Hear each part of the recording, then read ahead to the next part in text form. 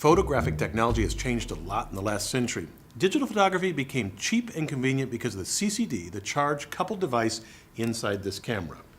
In the past, we just place a piece of film here behind the lens. But now we have a purely electronic imager to do all the work. Let me show you. Here it is, just a shiny slab, yet its details are fascinating. This CCD captures the image and then transfers it to the camera's memory system to record it as electronic data. When exposed to light, different sections of the CCD build up charge proportional to the light's intensity. We can then measure that charge and know precisely how bright that section of the image should be. If you enlarge a picture on your computer, you can easily see the tiny picture elements called pixels. Each one corresponds to a single section of the CCD. This is the essence of the digital camera. Several million of these sections of photosensitive silicon in a grid capturing an image. Now, the key to understanding how digital photography became cheap and ubiquitous lies in the ingenious way that the CCD transfers the image into the camera's memory. The easiest and most straightforward way would be to use wires to connect each pixel in an XY grid. But that presents a problem. Here's what goes wrong. After exposing the grid to light, we can use these wires to read the information pixel by pixel, measuring the charge on each section of the grid. This makes sense in principle, except all of the pixels and their electronic components leak a small bit of charge that distorts the charge coming from each pixel and leads to striations and patterns in the image. This distortion, called capacitive coupling, increases as the number of pixels increases. A CCD solves this problem in a very simple way. The pixels have no wires attached to them. A CCD is made from a slab of silicon.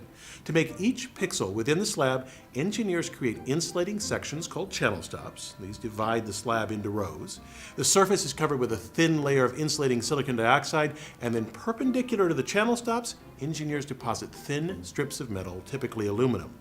Each pixel then is one section bounded by channel stops in aluminum. So now we have our grid of pixels. Recall that when light strikes the whole array, the silicon pixels build up charge proportional to the intensity of the light striking them. We then have a captured image stored as charge within each pixel. The great innovation of the CCD was how it moved the image from the silicon array to the camera's memory system without using external wires that would distort the image. The CCD shifts the charges from row to row without wires until they reach the bottom when a readout register transfers the charge to the camera's memory with very little distortion. The camera then counts the charges and constructs the image using that data. Now, one last important question. How do we get color? A CCD only detects total light intensity, which is useful for producing a black and white image. But for a color photograph, we need to separate the entering light into red, green, and blue. The most obvious solution is to filter the light into those three colors using three separate CCDs to capture red, blue, and green information and combine them into a full color image. However, engineers have created a cheaper solution. Instead of using three separate CCDs, they use a little math, so they only need one. In this consumer camera, they cover that single CCD with a filter with red, green, and blue pixel size sections. This creates an image coming out of the CCD that's a mosaic of these three colors. The camera applies an algorithm to estimate the correct colors for each pixel. For example, if a green filter covered a pixel, we would need to estimate the red and blue components of that pixel.